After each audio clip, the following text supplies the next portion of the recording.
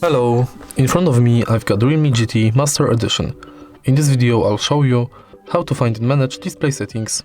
In the beginning, enter settings, go to display and brightness, and here we've got all of settings for your display.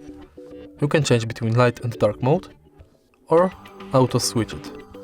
Change brightness level, enable or disable auto brightness, eye comfort and auto rotate screen. Change auto screen off, color temperature and screen mode. Then you can enable or disable OSIE visual effect. Change font and display size.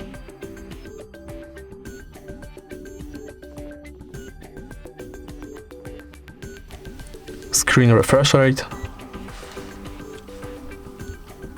Manage screen display for apps.